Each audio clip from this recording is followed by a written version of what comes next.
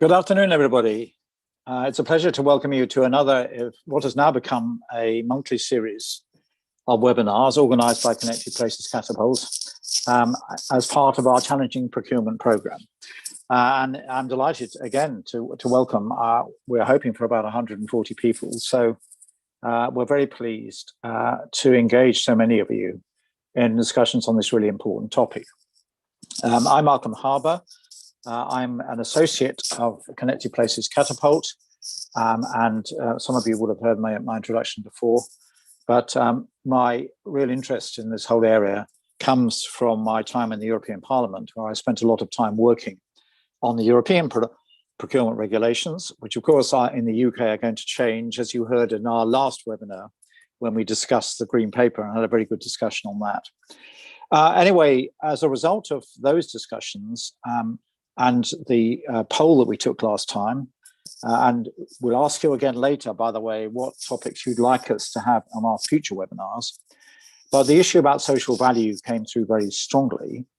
And we're particularly interested in engaging you and your opinions and our speakers about integrating, and that's the key word, integrating social value into all the commissioning and procurement that we do. And also, it goes without saying, given that this is one of our challenging procurement seminars, actually how we use procurement to get strategic results, strategic value, and also we engage innovative companies to do that. So we're looking forward to our speakers, our expert speakers, and we have two of the top people in the field talking to us, and then questions.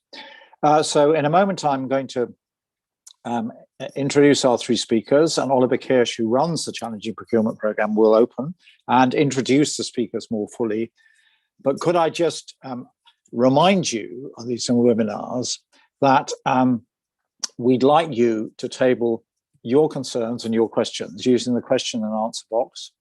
I will be monitoring it very closely, as will my colleagues, because we're hoping to have a very lively discussion with our speakers after they presented their slides to you and given you some more information.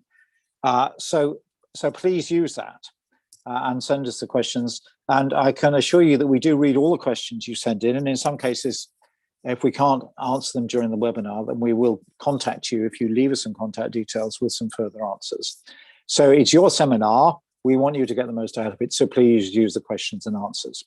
So you will hear from me later when I moderate the panel, but I'm now going to hand over to Oliver Kirsch to open the presentations. Oliver. Thanks very much, Malcolm. So we've just popped to the next slide.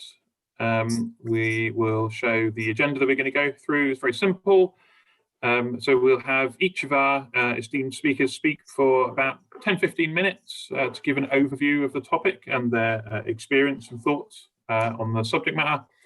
And then we will open up to your questions and the discussion that follows. If we just pop to the next slide.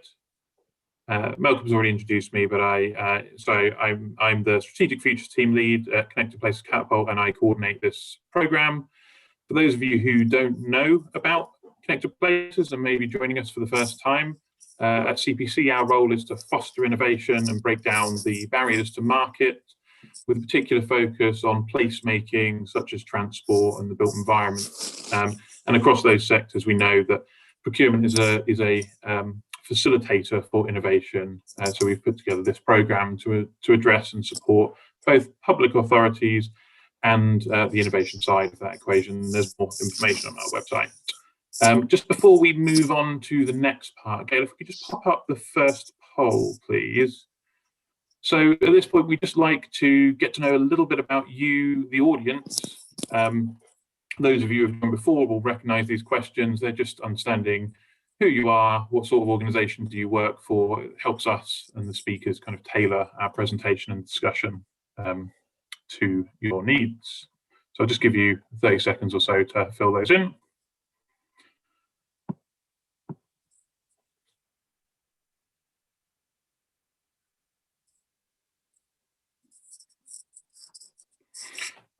Okie doke, and then if we pop the results up, please.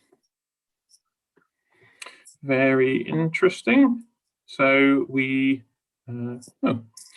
great. So we have a roughly equal mix of public sector and SMEs, which is great. I think showing both sides of that relationship. And we have, interestingly, quite a lot of people who are neither procurement professionals or strategic organizational management, which I assume mostly comes from the SME or academic background people. But it's very useful for us to know and frame the discussion. So if we just pop to the next slide, please.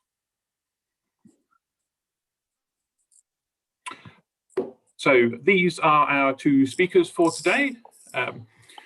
They are, as Malcolm said, leaders in the field.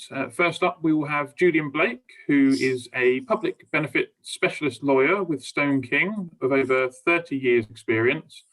And he was the co-author in 2016 of the influential publication, The Art of the Possible in Public Procurement, which promoted purposive approaches to procurement, including particularly innovation partnerships.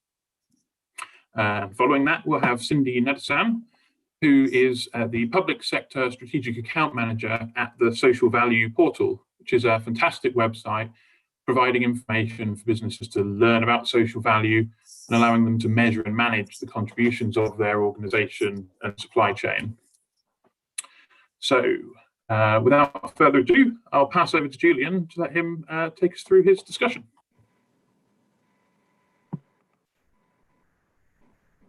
Thank you very much, Oliver.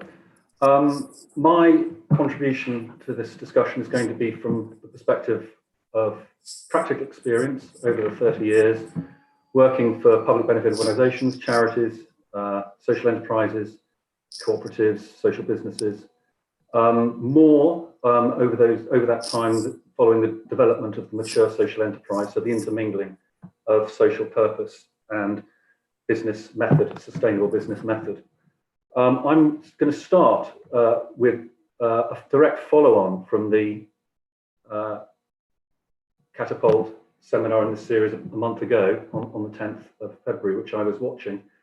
Glyn Hawksworth was contributing to that, and he was very firm as a commissioner. He was very firm in saying that he wanted to talk about procurement as part of commissioning, which I thoroughly agree with. So I'm going to talk about commissioning, and I'm going to talk about procurement as part of commissioning. About 25 or so years ago, I was involved in lots of discussion about public service contracts, and somebody referred to them as dysfunctional. I didn't realize you could be so direct in public debate at the time. But I would say that that's still true, really. If you look at the documentation, they're still very similar. They're still very commercial. They're still not as focused on the purposes they should be, not as focused on the relationships as they should be. But since that time, procurement has overlaid the production of contracts and has added another factor of distortion, I would suggest. So the reason for focusing on commissioning is that it's in its proper professional form. It's the means by which public sector officials shape, facilitate, oversee the local ecosystem, or you might say the local socio-economic system, to ensure that the local environment is delivering the public services that are required by the community, that are needed by the community. And I very strongly distinguish that form of commissioning, public service commissioning, from purchasing, from commercial purchasing. So public sector bodies will need to purchase things. They will also need to provide for public services. And I think the way you apply procurement to those things is very different, or should be very different. Over the years, I've got drawn further and further into the area of procurement, mainly through the focus of mature social enterprises who are innovative and showing some initiative and wanting to engage with the public sector.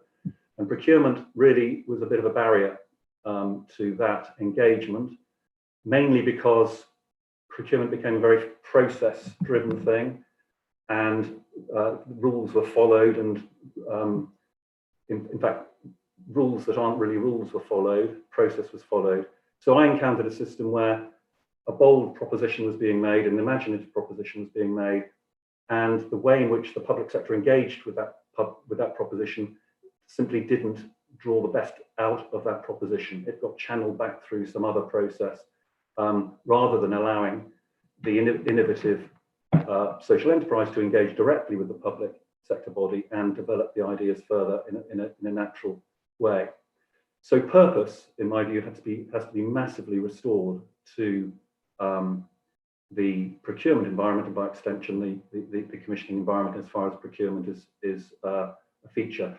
When I say that commissioning is actually much more than procurement, I'm thinking in terms of all the mechanisms by which the public sector can provide for, facilitate public services. So they can subsidise, they can provide preferential loans, they can, very importantly, impact invest, co-invest, leverage investment from third parties, they can engage with the community, mobilise the community, they can provide community asset transfer. All of these things are mechanisms, and the mechanism that's to do with direct contracting is the procurement mechanism. Social value comes into this and should be integrated into this, the theme of today, by recognising the critical difference between public services and commercial purchasing. So when you're providing social care services, your approach to what you're trying to realise is one thing. When you're trying to buy an IT system, it's quite different. The human beings are involved in the first, a commercial transaction is more involved in the second. And social value is different in those two ways, because when you're talking about social care, you're talking about social value. It's the only thing you're talking about. You're talking about delivering the value that will provide the services that are needed by the community. When you're talking about the IT system, you're talking about social value possibly in a less direct sense. You're delivering the IT system, and you can do things attached to the IT system, or a building construction project, or a project to do with highways. You can add something in, and a lot of what Cindy's going to talk about is very much focused on that second area, where anything you do can incorporate social value. Anything the public sector does can have social value priorities. But I'm adding to that the idea that anything you do in public services that are to do with what the community needs in human terms are much more than just adding something. It's absolutely the central subject. And there's a bit of a risk now that social value has become so much so much common currency. There was a period in the UK before the Social Value Act when we weren't talking about social value very much. There's a danger that by the focus of it being so well established now, that the real profundity of it is not fully explored. So we mustn't lose sight of social value being what we're really talking about when we're talking about public services. By extension, organisations that have as their very purpose, their essential purpose, providing for people, are naturally aligned to the public sector when the public sector is coming to try and develop those services. So there's a massive alignment between the public benefit sector and the public sector. It's not the same thing as transactions between the public sector and the private sector. Of course, the private sector is also influenced in social directions, so that becomes less transactional as well. But a great frustration over recent decades has been the way in which the marketisation of public services has undermined the way in which you can recognise that the public benefit sector, the charities, the social enterprises, the cooperatives, the local organisations, the local community organisations, they are as dedicated to the delivery of best value public services as the public sector is. They're natural allies, and they should work together. And we've all become more appreciative of that sort of truth during the COVID experience, when individual public benefit workers have been recognised to be absolutely core to our society and absolutely core to our economy. And that's true of the organisations that they are working within. The public benefit organisations are just as core to our society and just as core to our economy as those individuals. So when we're talking about public services, we've got to recognise that public benefit delivery is absolutely core, absolutely central. And there's a tendency with the way in which we've all become attuned to market language to think that what we're really talking about is something that fills in when business efficiency doesn't serve the purpose. I'm suggesting there's something much more important than that, which moves on to the next bullet point. The idea that human endeavour can be incentivised by purpose and collaboration and generating collective value, as well as it can be generated by the idea of personal pursuit of profit, competition, and generating private value. They're two different ways of delivering efficiency and efficacy. Sometimes one is best, sometimes the other is best, but we shouldn't pursue one to the exclusion of the other. And that is more true of public services than it is of anything else. Yes, in some cases, the market does provide for the best public services, but in many cases, it really doesn't. In many cases, we don't really have a market in public services. And if we did, we wouldn't need the public sector necessarily to oversee public services in the way that it does. So we're talking about there's something about collaboration, there's something about partnership, there's something about purpose and public benefit. All of those things, I suggest, are really what social value means in the context of public services and the commissioning of public services and the procurement of public services. Next slide, please.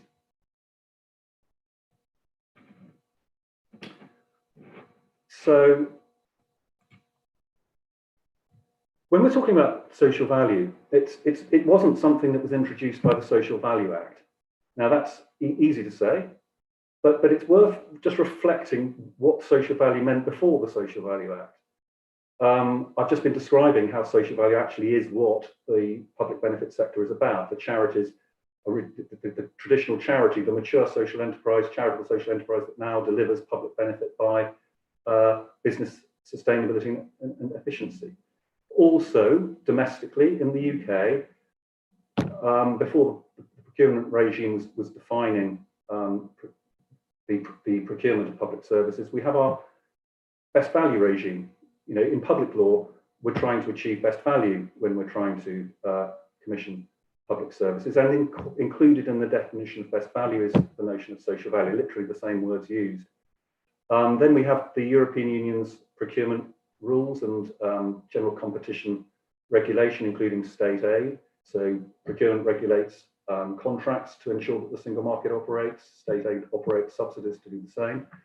And the latest round of reforms to the European public procurement rules and the state aid rules, which Malcolm was involved in, very distinctly and very explicitly recognise that the system that had been established with a primary focus on competition law to make sure that there was not anti-competitive destruction of the single market was literally saying, we think everyone's got the idea about objectivity in commissioning and procurement now. We think it's very important, therefore, to add the ways in which social policy can be introduced as a factor, as an instrument within the procurement regime. And the latest rules distinctly went about that, including by introducing the innovation partnership process and by removing the possibility that you can only purchase by reference to price. You always have to purchase by reference to most economically advantageous tender, which is the optimum of price, quality, and social value. So you've got social value as an inherent part of the European regime too. Then, 2012, we have the Social Value Act in the UK, and that has had a fantastic effect of focusing everyone's attention on it. It's built up, everyone knows it now. It's now thoroughly integrated into most, probably, public authority ways of operating. Cindy's about to show you how brilliantly developed the themes, outcomes, measures product is that is developed by the Social Value Task Force. It's a thoroughly well-established concept now. It's gone through various stages. There's a stage when people don't really know what it means. It sounds a bit meaningless. It's nowhere near as clear as price. It's not anywhere near as easy to understand as quality. What else does it mean beyond quality? So it had an intangibility about it. That led to the idea that it needs to be measured, even monetized, and we've moved on from there too by talking about something more inherently valuable that isn't necessarily monetizable. Then we have the added value, and I'm saying really that at the moment, because everyone is so well attuned to the concept of social value, when it fits into the existing prevailing way of conducting procurement, you will naturally think of it as something to add into the normal way of doing things. It's a system shift, not a system change. Now that might work, and it does work for general purchasing. But when it comes to public services, again, what I'm really saying is it's always been about public services. It's not an added value concept, and that's the thing to focus on, the degree to which it's all about the purpose and the value. Impact investing is another thing that can feed into this. Impact investing comes from a sort of commercial starting point. Impact investing, if you think of, it seems to me, the most obvious way of impact investing in relation to public services is to think about purchasing social housing. There's an investment and a social outcome at the same time. So it's all about inherent value, is what I'm really trying to say. Now, I really strongly believe that the work that Mariana Mazzucato is doing from UCL and her innovation unit at UCL in a macroeconomic sense really is saying exactly the same thing. It's a version of saying, well, capitalism has served its purpose, that the pure competition drive, the pure profit principle, the trickle-down effect, all of that's had its effect, but it's missing something because it reduces everything to value as price, effectively. And her thesis, or one of her theses, The Value of Everything is one of her books, is that what we really need to focus is on what the value of what we're really trying to achieve. And she cites the example of solving the social care crisis, solving the climate crisis, and she would now say attending to COVID in the most productive way we can. So they're things that aren't measurable purely in economic terms. They're measurable in social terms. They're valuable in social terms. And her macroeconomic version of social value is public value. She's basically saying the public sector should pursue public value objectives and gear the economy to the realization of those public value objectives. That's true in a macroeconomic sense with those major cases I mentioned, COVID, climate, social care. It's exactly the same when it comes to public services. Public services are best delivered by identifying what the public service outcomes you're trying to achieve are and mobilizing all resources to that purpose. Procurement is one, that wide range of other commissioning instruments provides many more. Next slide, please.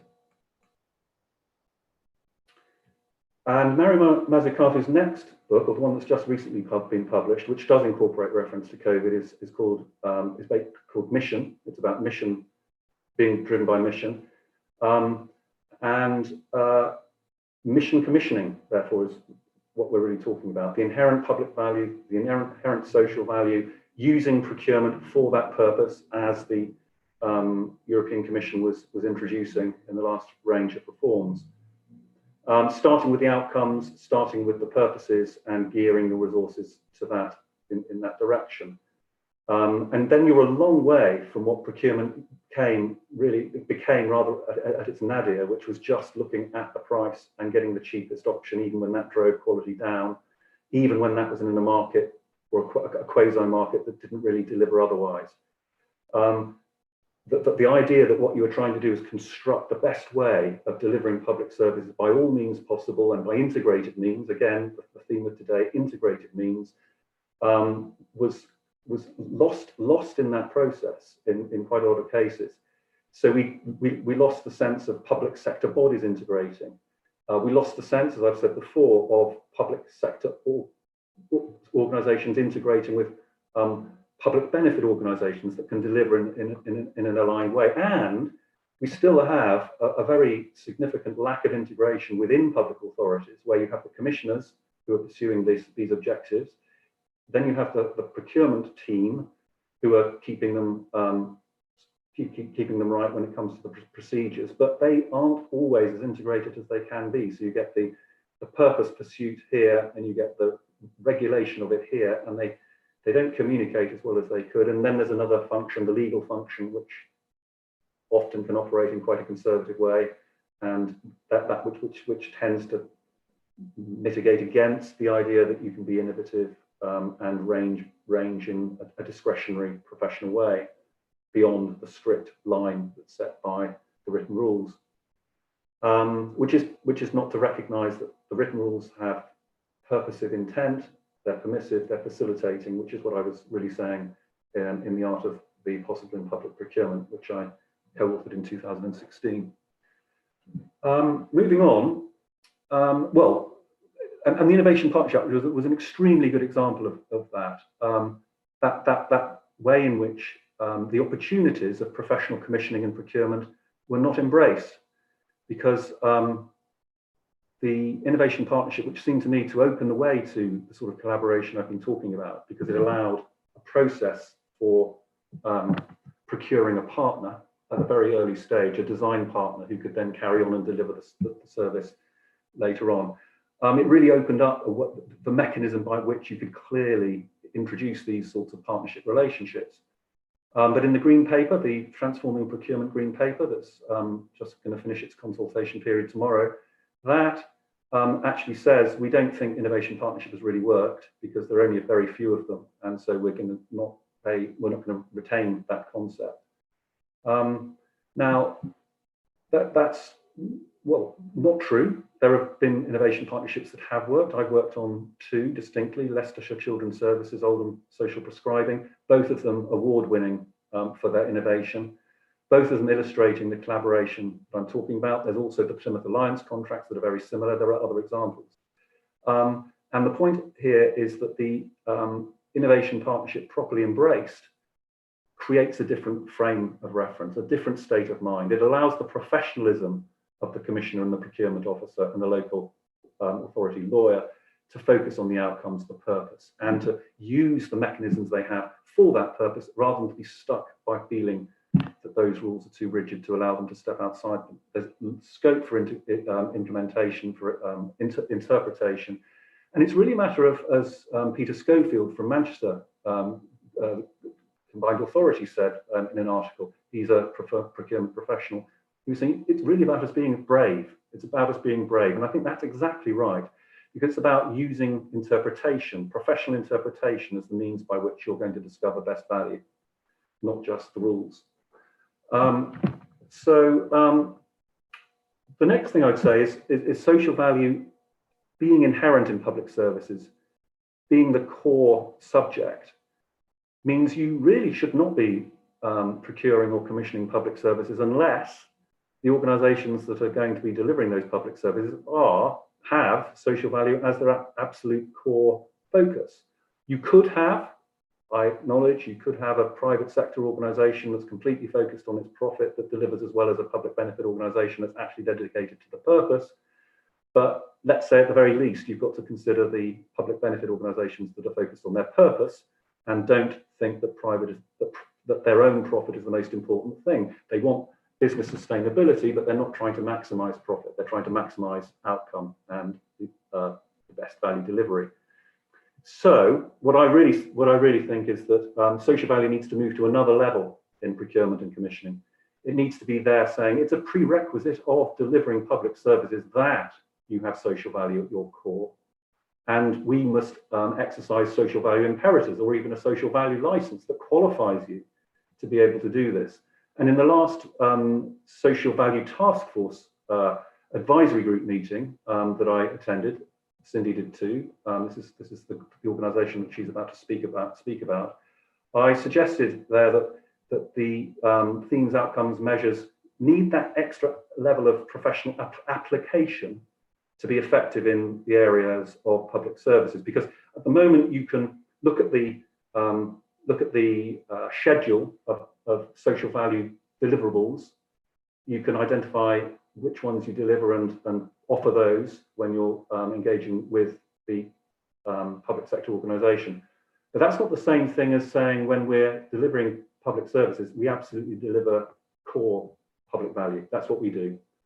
And I suggest that the next development for social value in public services would be to get much more focused on the idea of what the prerequisites are.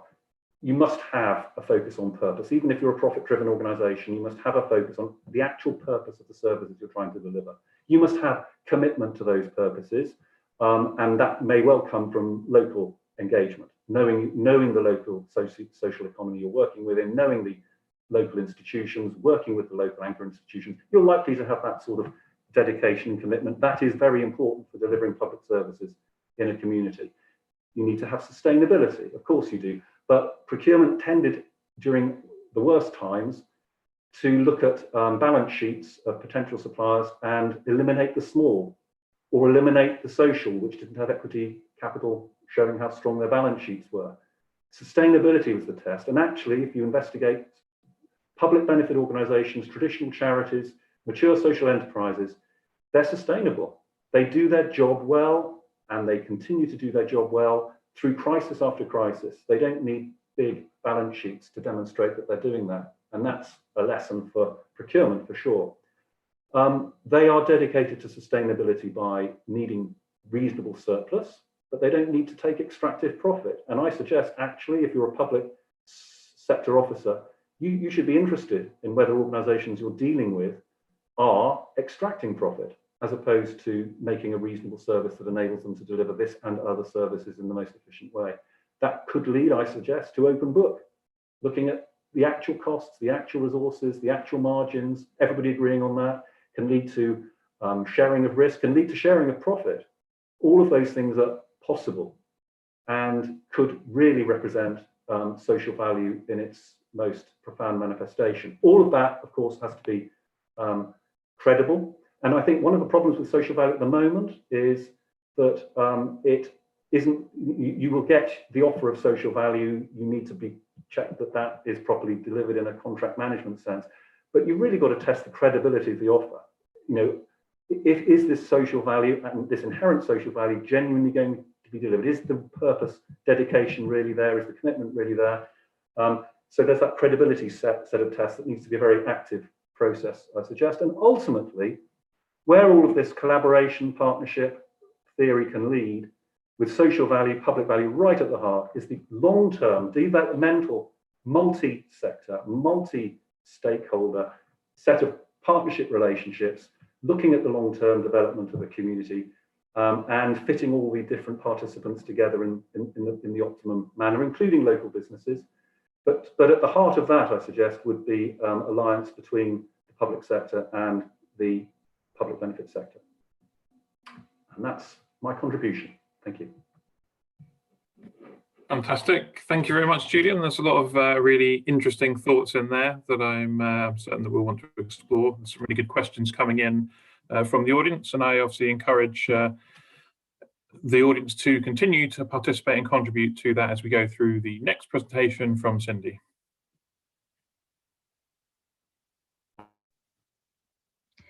Good afternoon, everyone. Thanks, Oliver. I'm really pleased to join you today to share how we at the Social Value Portal are working with public sector customers and their suppliers to deliver social value through commissioning and procurement activity.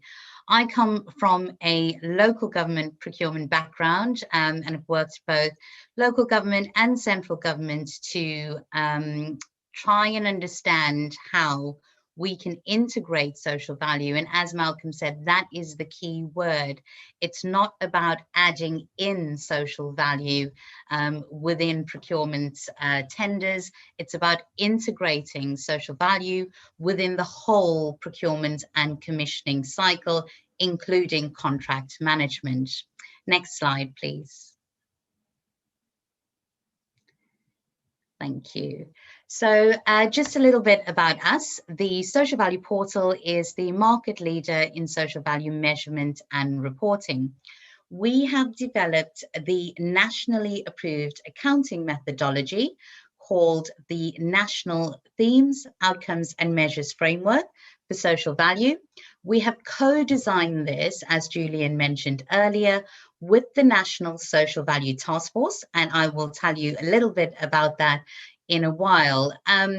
In terms of working with our public sector customers, when we use the TOMS methodology, we work with them in a way that engages and co-designs a bespoke framework that is relevant for their specific organization. We know that the challenges that we face across the country differ from place to place.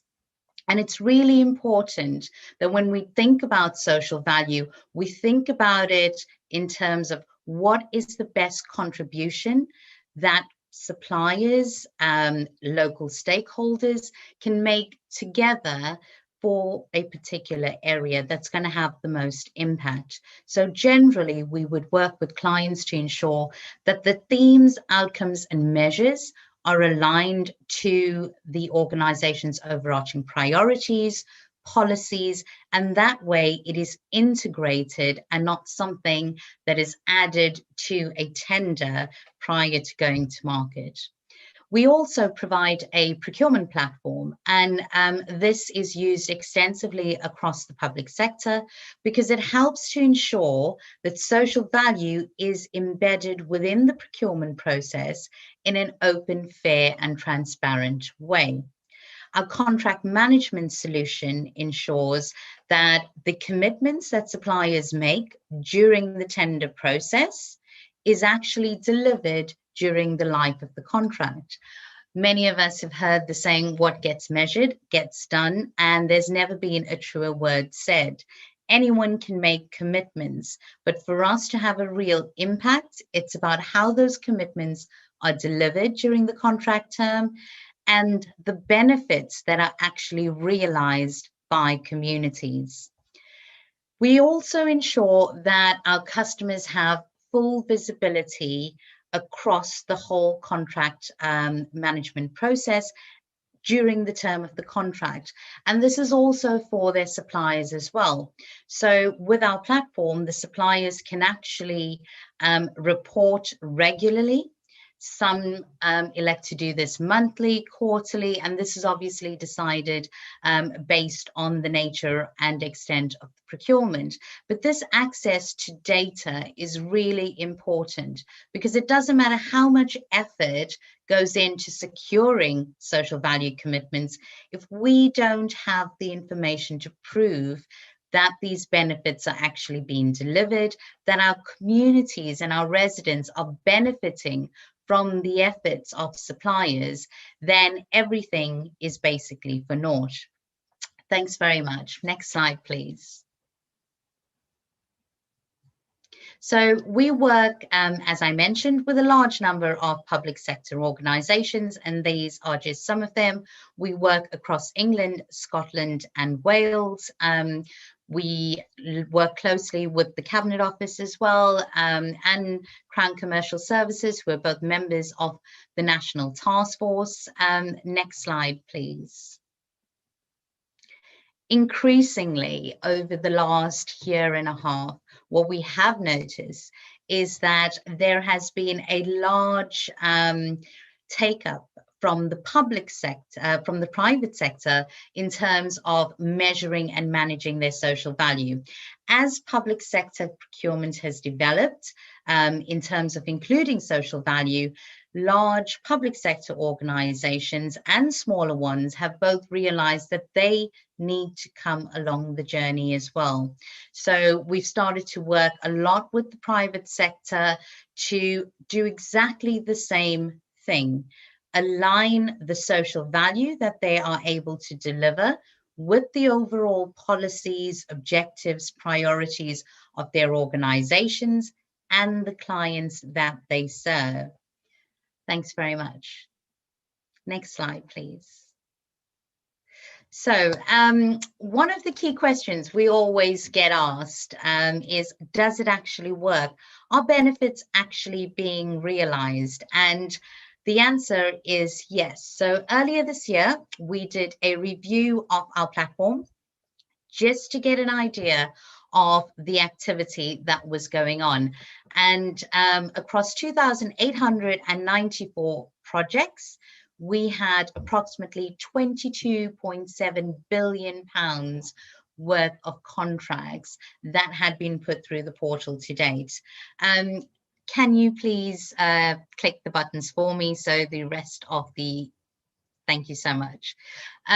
What we found from all of these projects and the spend is that as a result of adopting the TOMS methodology and using the approach that we advocate for, and Julian mentioned it earlier, we've helped unlock 8,746 jobs. Now, these are not commitments.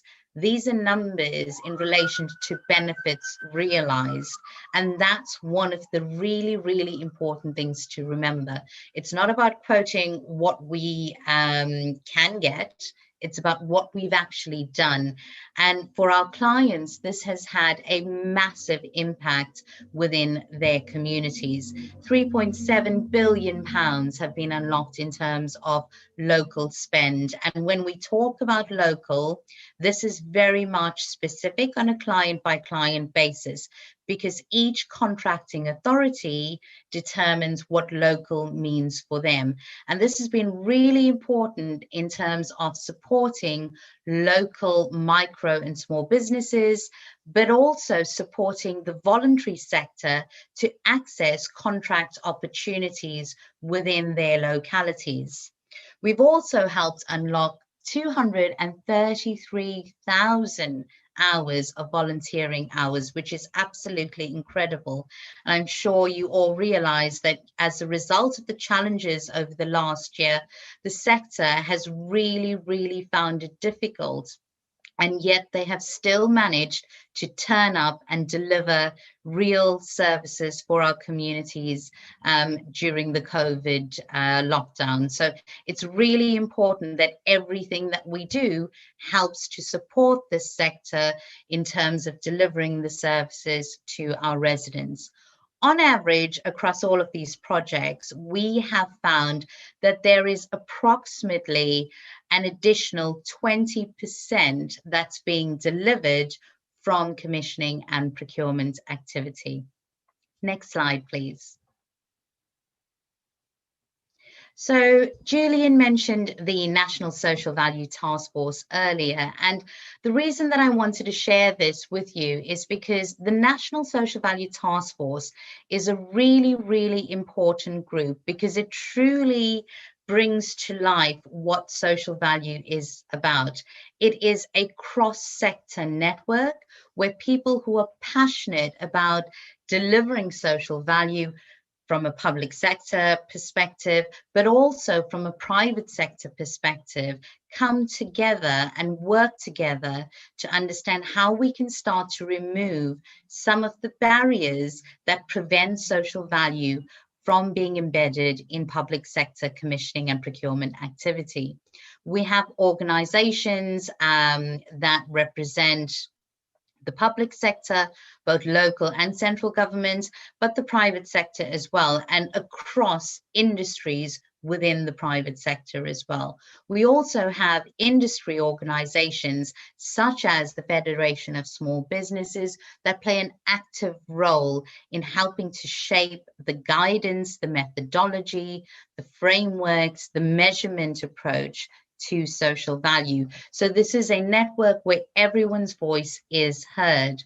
A new initiative that we've been working with the task force to roll out is the setup of more regionally focused social value networks. And that is largely in part because we absolutely accept that within a region there are specific challenges, and there is already a lot of collaborative procurement activity going on. There are also wider agenda aspects that impact a region rather than just a local authority, and that is in relation to infrastructure, health services, local enterprise partnership groups, where the focus of organizations cross local authority boundaries. And so through the National Task Force, the Social Value Portal plays a secretariat role, and we are currently working with different regions to help drive this learning and also understand the challenges of the region so that we can filter these messages back up to the National Task Force, where we can work collectively to actually develop solutions. The National Social Value Task Force is chaired by a representative from the National Advisory Group for Procurement to ensure that also within the local government sector, there is that joined up approach in terms of social value being part of the overall commissioning and procurement process. Next slide, please. So, Julian mentioned earlier about the TOMS methodology and the fact that we now have an approach where we allocate values to specific initiatives. Can you please press the buttons for me just so that the rest of the information can come up? Thank you very much. So, when it comes to the TOMS methodology, we absolutely appreciate that social value means more than numbers. However, it's important for us to have some form of measurements in order to drive this agenda forward. In 2015, the Department for Business, Innovation and Science published a review of the Social Value Act, because the Act came into effect in 2013. So they were keen to understand what impact it had had and how it was being taken up and implemented across both the public and private sector. And one of the key barriers that was found with relation to why social value wasn't being implemented was the lack of a measurement system, because we need a common understanding. We need to ensure that we're including social value within public sector procurement in an open, fair and transparent way. And so the TOMS methodology looks at how we can start to identify specific social value initiatives and try to put a value to them. So in terms of a very high level explanation, if we take the example of providing employment to a neat young person or to a young ex-offender, for example, we absolutely know that any job that is created will, of course, make a contribution to the economy. So if we look at creating jobs, and if we said we would provide a job to a young person, for example, who comes from a happy family background, has a good education, they have a good CV, no criminal record, so no history of offending, it is very likely that that young person, after completing school, would progress to further education, training, or even be able to access an employment opportunity. On the other hand, when we start to look at things within the context of an individual's cultural background, the historical social inequalities that has plagued our society, we start to dig deeper in terms of the value of a specific initiative. Because if a job was offered to a young person that came from a troubled family, a young person that left school that may perhaps already have a petty criminal record, and because of the environment that they are in and exposed to is more than likely to reoffend. The value of creating that job and offering that job and helping that young person access employment is valued much higher from a social value perspective.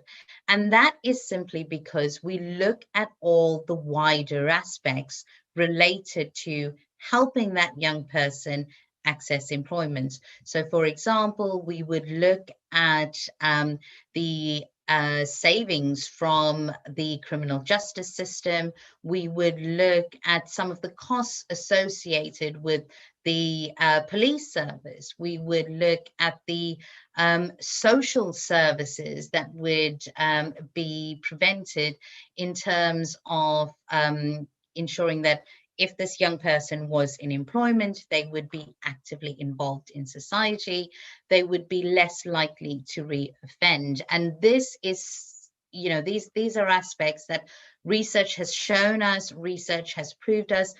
But it's not just that, it's also the impact on that individual in terms of their self-worth, in terms of helping them realize their potential, in terms of helping them make a valuable and support them to make a valuable contribution to society. So all of these individual contributors are taken into account.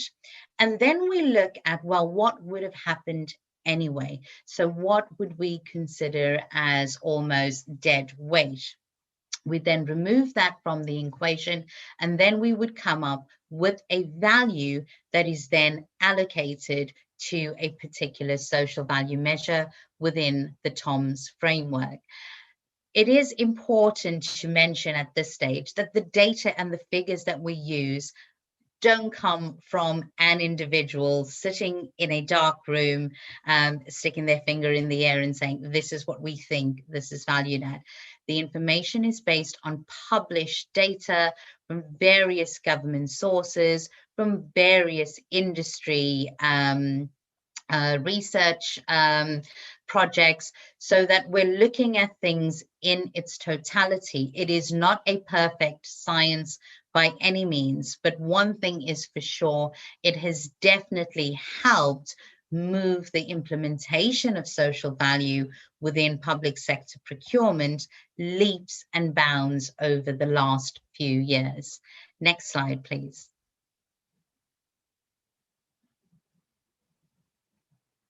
So in terms of the National TOMS framework, it is based on themes, outcomes and measures. Can you please hit the buttons for me so I can talk through it? Thank you very much. In its totality, what we do is we identify various themes. Those themes are then linked to outcomes, and for each of those outcomes, we have specific measures that, if delivered, will help improve those outcomes. Each of the measures then have units, and each of those measures also have proxy values. So in totality, when we look at the TOMS framework, it provides a menu of options, and that is the key word. There is no one size fits all for social value. It is about maximizing the value, maximizing the contribution that can be made. So social value looks at the sum of the measures times the value. Next slide, please. The benefits, and this is the important thing, because this is the purpose for which we do it. And if something doesn't deliver any benefits, then really there isn't any point investing time in it. And what we definitely have seen over the last few years, the TOMS framework itself has been around since 2015. In my previous role within local government, I had started using it within public sector procurement since 2016.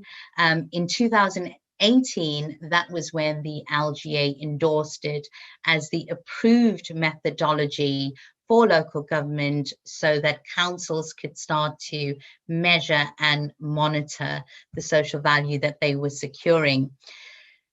One of the key aspects around procurement is ensuring that everything is open and fair and transparent. And this is exactly what the TOMS framework does.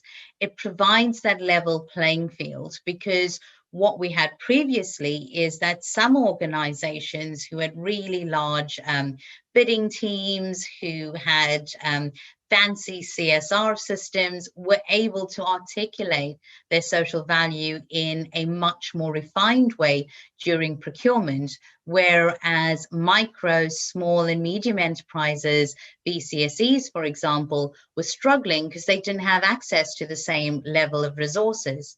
So the TOMS framework, because it is made available as open source on the LGA website, and in terms of our clients, when we build a bespoke framework for them, they give their tenderers access to the framework. It means that everyone has access to the same information. And within the framework, we don't just provide information on measures and values and themes and outcomes.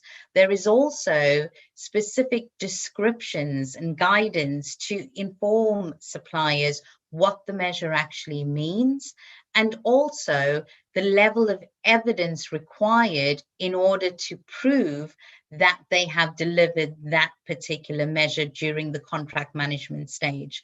So it brings to the forefront the whole social value framework in a way that everyone has access to the full suite of information at the point when they are making or thinking about that commitment. It's a consistent and evidence-based measurement solution.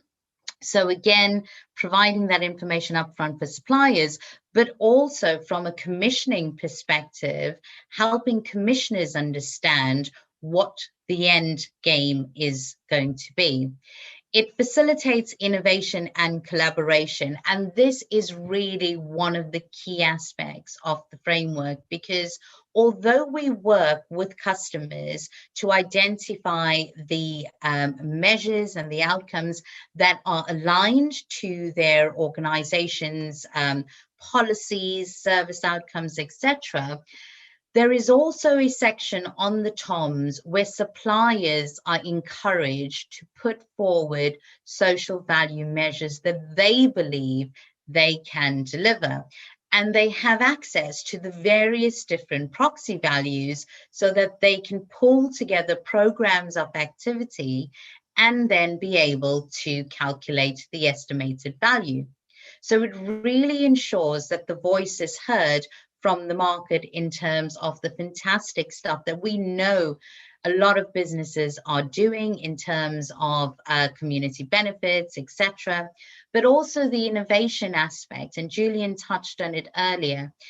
If the services required you to deliver a particular outcome, what are the surrounding aspects? So what other early intervention initiatives can you think about that will actually support the delivery of these outcomes? What are some of the wider activities that you can put in place to ensure that the service you're delivering is going to meet the requirements of the contracting authority for the present, but also ensure that these problems, these demands in services are reduced over the period of time, so that the next time the service is commissioned, it is commissioned differently with different outcomes in mind.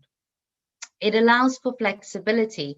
Organizations can start to select their priorities based on the different initiatives that are important to them. So what are the specific priorities of a service, a contract? It enables benchmarking. But I think the most important thing, and this is why the framework has really worked well, is because it is not a prescriptive approach. What we advocate for is that suppliers are given a range of options, a menu of options to select from that are within their particular capacity and capability to deliver. It's also a real opportunity for suppliers to become familiar with the framework and use this as a competitive advantage opportunity, or a way to develop competitive advantage.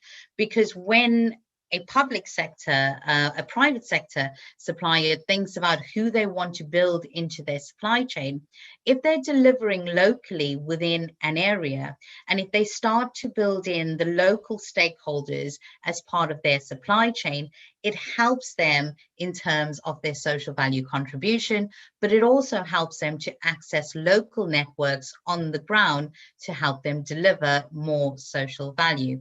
Next slide, please. So this slide just gives you an idea of where some of the organizations are in terms of incorporating social value as a weighted criteria. A very quick point in this is just to note that a few years ago, it was absolutely common to see social value sitting at about 5% of the weighted criteria in the tender. As you can see from this slide, the benchmark or the minimum standard is now moving to 10%, but there are organizations really pushing the boundaries and including social value up to 20%, because they now realize the opportunity that it allows them to maximize on.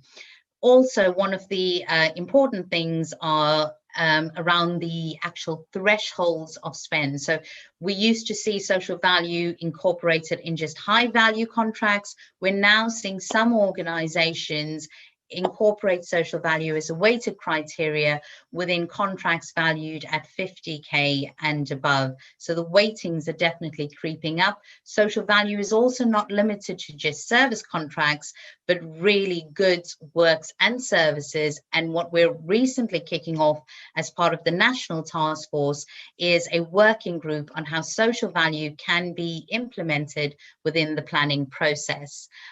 Next slide, please. So I'm not going to go through all the key benefits on the next slide, but there's just a couple of points here that you can go through. And I think the key thing here is just to note that in terms of this process, social value needs to be considered when the scoping of needs are taking place, because that is when commissioners have the most power to influence the outcomes that they can generate from social value at the procurement or tender stage.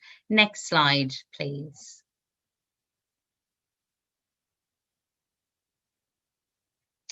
So one of the key things to point out in this slide is around the aspects of transparency.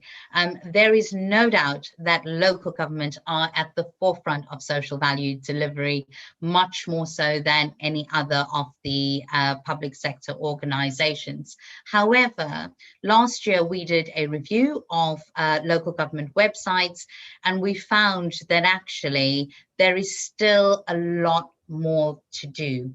There is a lot more to do specifically in terms of bringing more transparency to the process and helping the market understand the organization's approach. So as part of the National Social Value Task Force, we have developed a template for organizations to publish social value statements. And we have worked with one of our clients, Hammersmith and Fulham Council, to actually build their social value statement. It is now, or they are now, the very first organization in the UK to publish a social value statement, which is their version of how social value is being incorporated all the way from the corporate policy to contract management and benefits realization. So I've included the links in here, and I would absolutely encourage you to use it and to review the statement. And if you do need any support, if you have any questions, please do get in touch with us. And the final slide is something that I have included for you. And this is just really to remind you that if you are only just starting off your journey, don't reinvent the wheel, because there is so much that has been done already. There's some links to a lot of webinars on our website, which you can access free of charge. We've got easy guides for both buyers and suppliers. We've got a document on performance and contract management.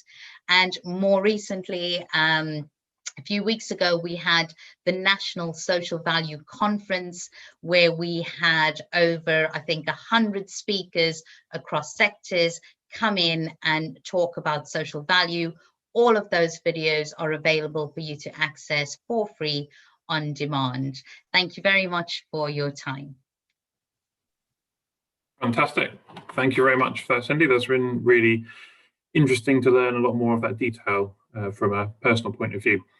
There were a couple of questions just in the text about whether people get copies of the slides. We will circulate copies of the slides and, in fact, a link to the recording of this video after the end of this webinar later today. So you don't have to worry about that at all.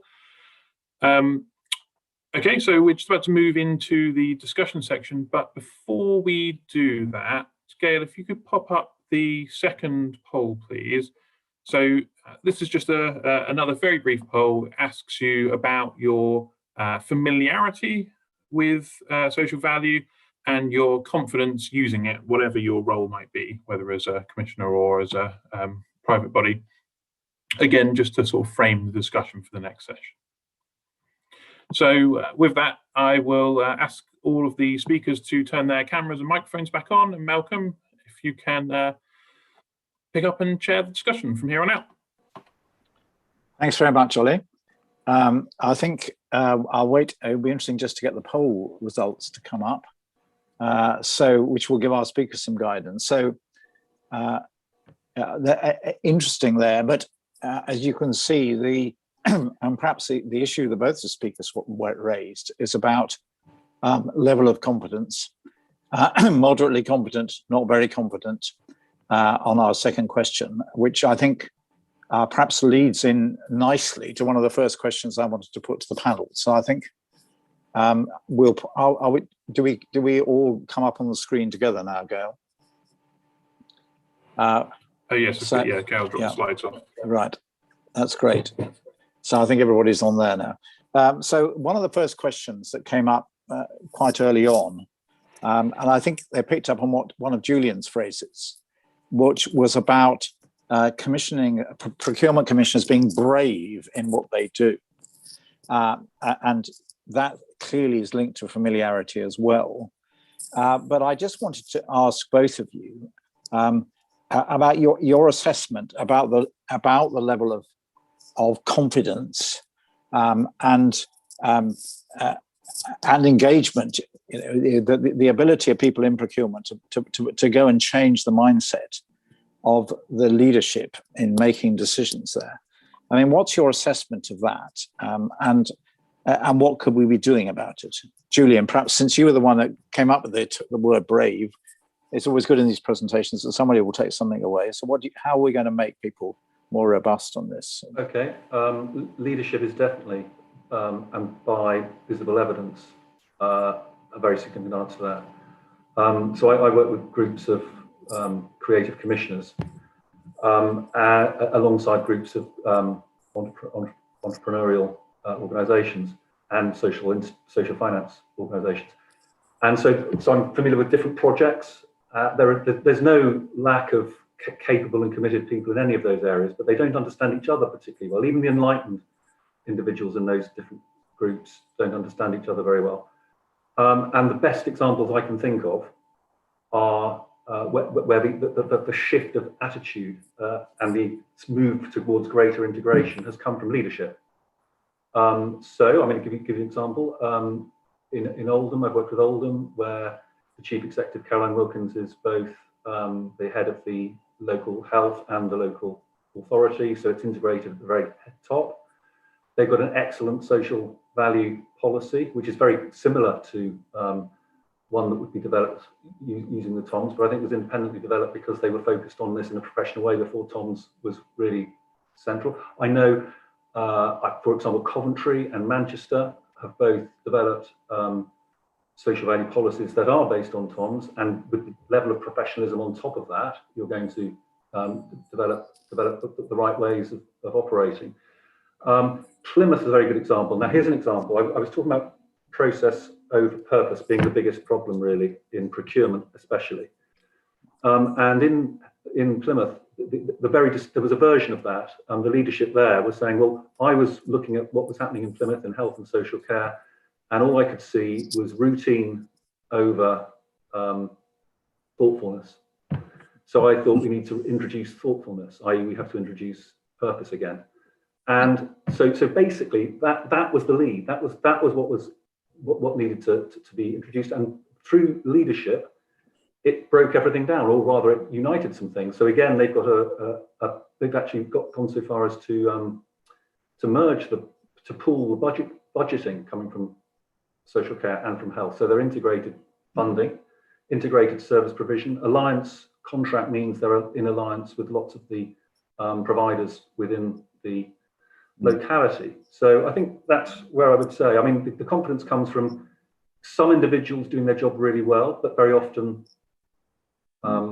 they can't do their job as well as they might because of some of the fragmentation. And I did mention one of the biggest problems in that sense, where you have fragmentation within public sector organisations, commissioners, procurement people, lawyers, politicians, and you see cases where they don't really integrate as well as they should, and so you get different attitudes of mind coming out of those different places. I guess you could get leadership in any one of those places, but you want more integrated. But it's about the integration. I think that was the point that I made at the beginning. So and Cindy, you picked up on that. But it'd be interesting just to get a flavour about, I mean, the resources that you're pulling together in terms of also how receptive councils or commissioners are to actually, developing those skills and competences to be brave and imaginative and innovative. Yeah, absolutely, Malcolm. So, I mean, I think brave is the word, and I suppose in my previous life that was definitely a flag that I flew within local governments. So, I think for me, what I found is that because procurement has so much of legal requirements, because there can be so much of bureaucracy around the process, I did find that there was a hesitancy for people to change the way they were doing things. However, equally, there is something about, yes, being brave, but also winning hearts and minds. And I think, within the public sector, once people understood that there was a way for them to do it, they were absolutely willing. But there is a huge training gap in terms of awareness, and people are at different stages of their journey. So for me, there's something around educating procurement, making them realize that actually they do have the power to do this. Because yes, I appreciate that leadership is required, and it is fantastic when councillors are the ones driving this. It's fantastic when it's the CEO or heads of service. But if that's not happening, I think people shouldn't wait for it to happen. All you need to do is just try it and use the experience of other local councils. It is not, nobody is going to stop you as a procurement professional from saying that I want to change the approach that I'm adopting so that I can deliver more benefits for our residents. So take that leap of faith.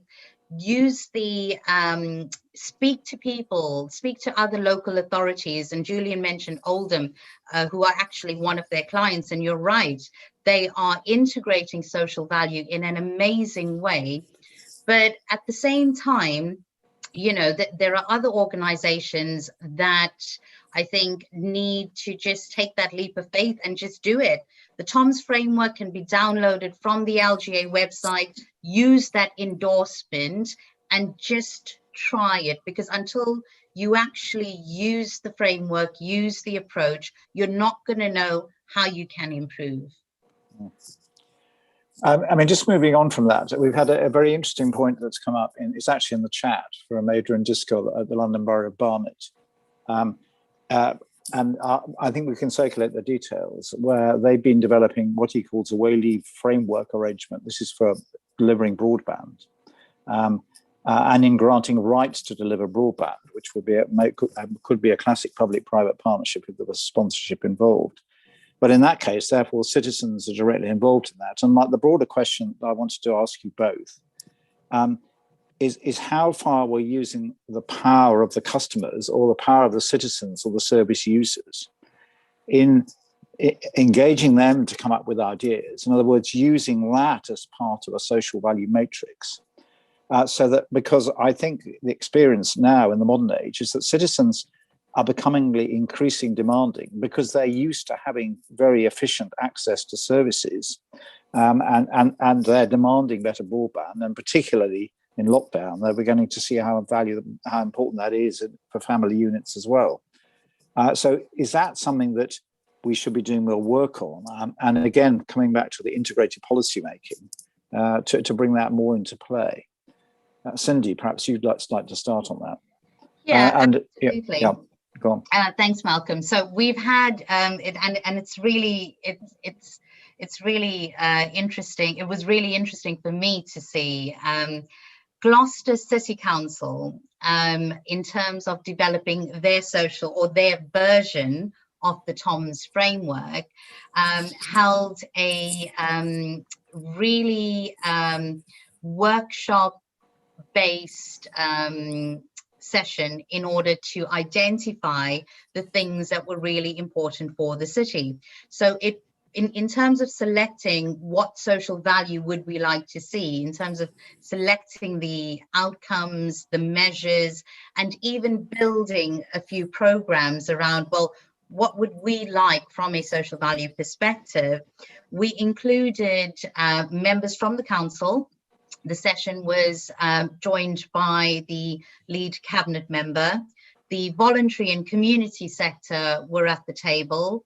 The business sector were also there, and a group of about 12 people worked jointly to look at the local area, and not just the city as a whole, but the deprived wards within the city, so that they could feed in what was actually needed.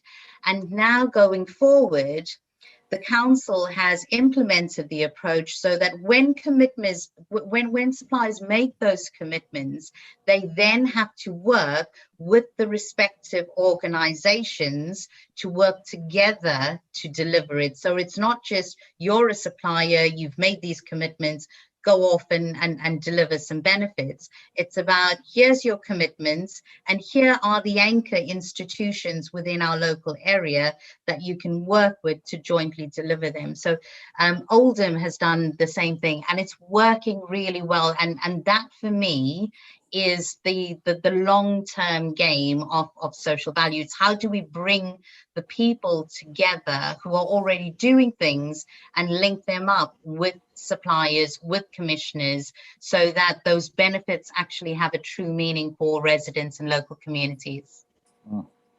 Julian? I think I've got four points, because Cindy's given me the chance to think of it. First, that some of the worst cases I know, and I would guess this is true of many people, come from public authority thinking that it knows everything, or assuming that it knows everything. And I think a major shift in partnership terms, in integration terms, is for the public authority to think of itself as a participant, as a partner, as a leader maybe, as a facilitator, not just the organisation that does things and determines things. And I think the specific point there is that's because there are other perspectives on what the needs are. And again, if I focus on public services, those that have the best perspective on the needs are those that have the needs, or those that care for those that have the needs, or the local community living with those that have the needs, or providers who are in direct contact with those that have the needs, the community in general. So that's where some of the information should start, where the analysis should start, where the consultations should start, and that extends to other things too. So, for example, one of the good things about the recent FE white paper, I think, was that it focused on the idea, quite specifically, that one of the participants, or perhaps the major participant in working out what needs are in employment, are the local employers, because they're going to be an integrated part of what needs to happen. So need, by reference to those that really know about the need, and then the public authority have the resource and the organisational capability to assist. And then again, in the worst times of procurement, you'd say, so you'd hear, what's the first stage of a procurement? And the answer would be, it's putting out the OJU notice. And of course, it goes back several stages from there. It's the specification. It's the analysis that leads to the specification. It's the consultation that goes in to the specification. So you're all the way back there. That's where the starting point is, and that's where the work and effort needs to be. Okay. And I think a lot of the best cases actually focus on what's made the difference to successful cases have been basically one-to-one interaction. It's when somebody who's representative of the public authority is able to engage one-to-one with individuals. Last point, provider, the initiation doesn't just come from the public sector. In fact, it may well come from other places more readily. Provider initiation and innovation, social investor innovation. So the public authority needs its mechanisms for identifying where innovation and initiation can come from, not just from the public sector itself.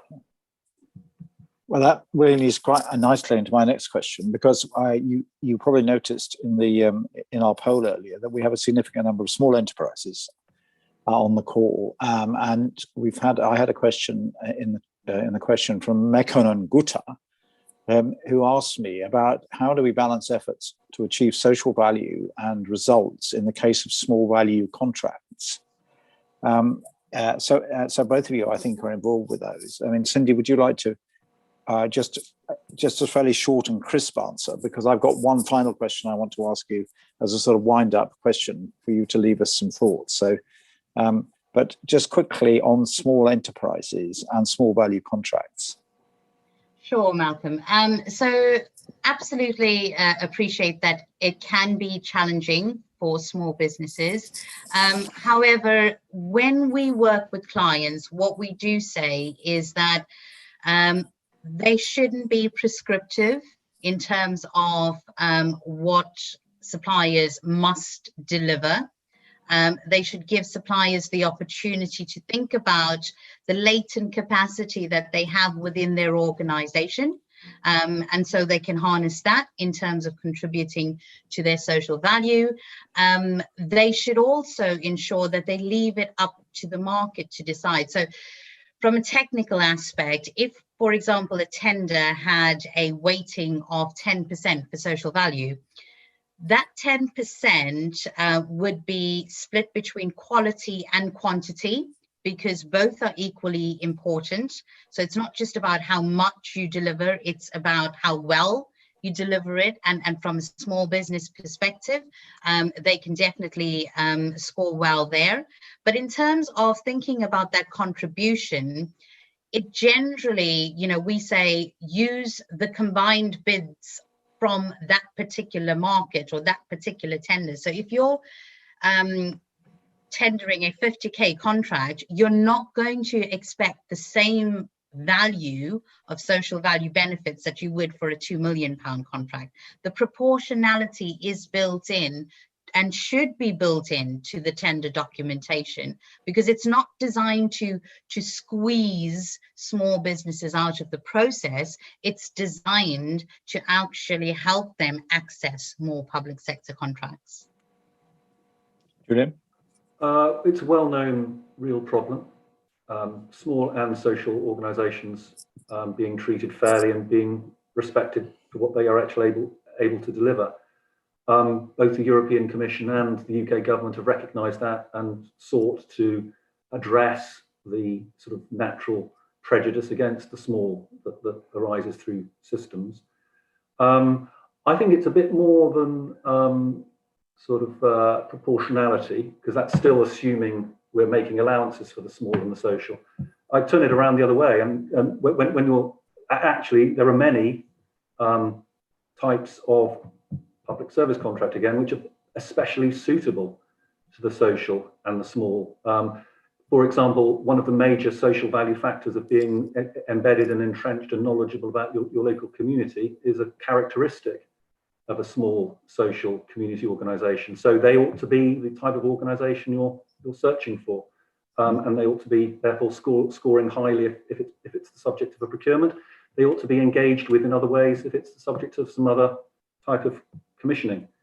And we know, I did mention in my presentation, there's the well-known issue about prejudice against balance sheets that look weak because they're not based on commercial equity. Yeah. Right. Well, I'm going to bring this to close by just ask you a sort of forward-looking question, both of you, before I hand back to Ollie to close. that Julian, you particularly mentioned Mariana Mazzucato's work, and I noticed that we've had Pam Alexander in the chat and others have commended that. And there's also a note from Jamie Saunders of Bradford, which was exactly the point I was going to raise about resilience, response to the zero carbon challenge, the climate emergency that many councils have already passed resolutions. But I just wonder, for both of you, I mean, in what sense are we moving away from social value in its narrowly defined sense to public value overall? In other words, that public value may be the all-encompassing part of how we should be thinking about any public procurement contract. And in a way, the green paper we discussed at our last meeting gives some signals towards that. So, I mean, will there be an evolution in your view on that? Cindy, I'll get you to start on that one. Thanks, Malcolm.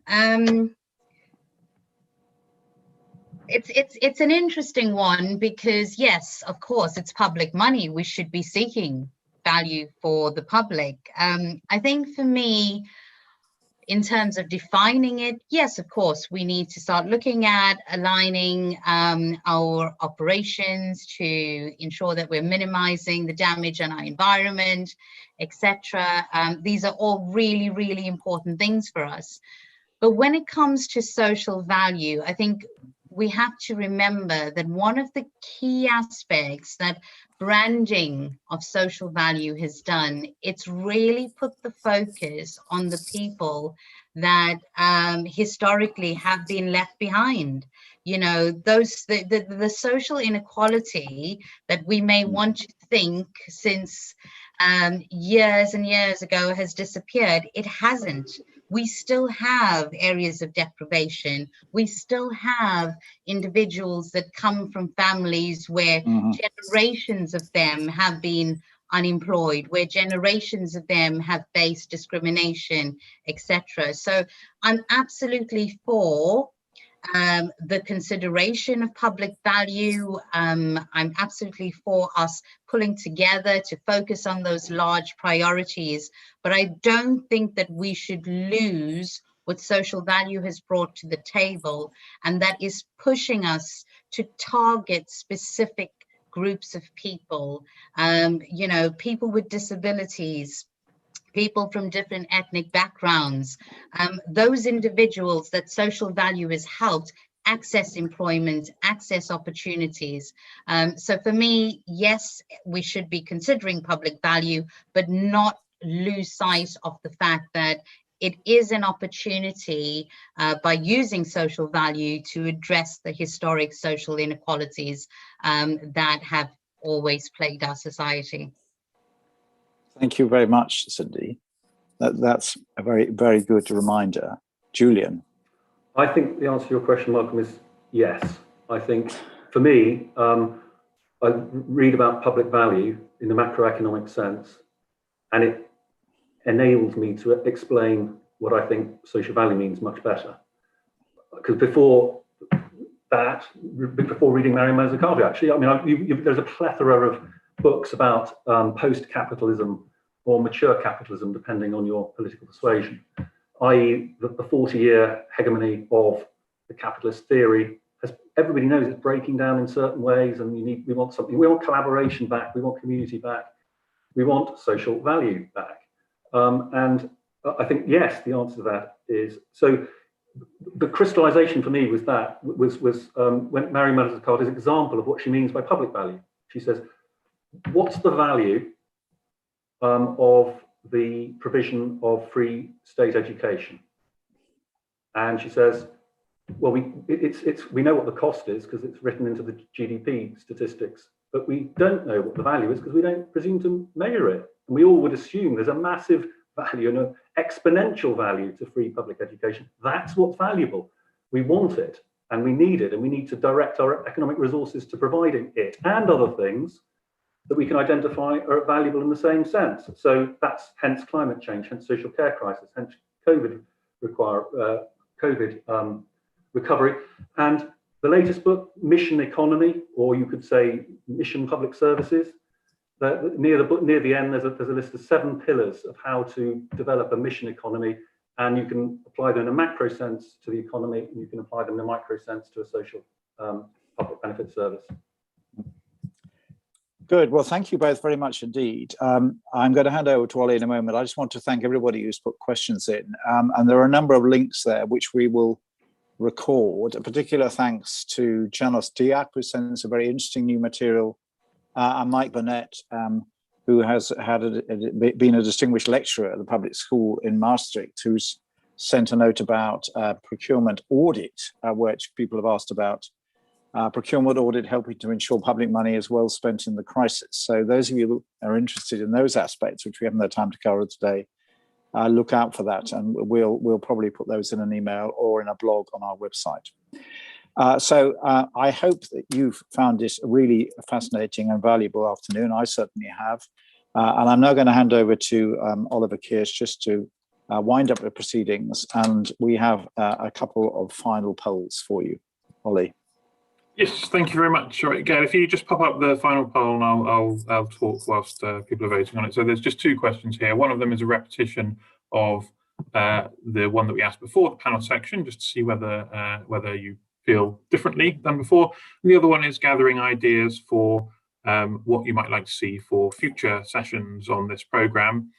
As you can see on the slide deck at the moment, there's a huge number of connected places events occurring over the next month. The next webinar in this specific series is going to be on the 14th of April, and we are running a crossover event with our SME support programme, which runs a monthly Connections Cafe. We will publish some details about the specifics of that in the next week or so, but we look forward to joining you there. Yes, maybe if we just pop up the poll results, please, Gail. Let's see what difference we have. Okay, so similar. People's confidence hasn't changed enormously as a result of this. I think maybe there is a little more in the moderately confident. No, I think it's a few more berries as well. Okay, well, good. I certainly have learned a lot from the discussion, so that's very positive. And it's always a shame that we have to bring these things to a close, because there are a lot of questions that I wanted to ask. In particular, Julian mentioned a very interesting point about innovation partnerships perhaps disappearing or changing status within the proposed reforms, and I think that brought straight to mind about what are the component parts of an innovation partnership that allow suppliers and commissioners to work better together and sit on the same side of the table, and how we might be able to distill those into future tools and mechanisms. But I think that obviously will have to be a discussion for another day. Interesting to see on the poll results that there's a real keenness to dig further into the net zero and sustainability question, which is great, because CPC have a number of projects that would be worth discussing in that field. So we will consider that for the future of the programme. Otherwise, all that there is to say is thank you very much for joining us. We will circulate the slides, we'll circulate the link to the video, and we look forward to hearing from you. My personal contact details are in the slide deck, and if people have follow-on questions, by all means get in touch and continue the conversation. Yeah. So also thank you very much from me as well, and as your overall moderator. And just to remind you that those of you that haven't completed your submissions in response to the green paper, you only have less than 24 hours to do it now. But we will be publishing our response after we've sent it in conjunction with our research team, who I know a number of on the agenda and are very welcome. And I just had a copy popped into my mailbox as we were speaking from the LGA as well. So there's going to be lots of reading for us over the next few weeks. But in the meantime, we look very much forward to seeing you at our next event, which I think, Ollie, can I just check, is that the one on the 14th of April for our? Correct. Yes. Well, yeah, and I think we're looking to make that a very interactive event, particularly with small enterprises. It's pleased to be so many on you, but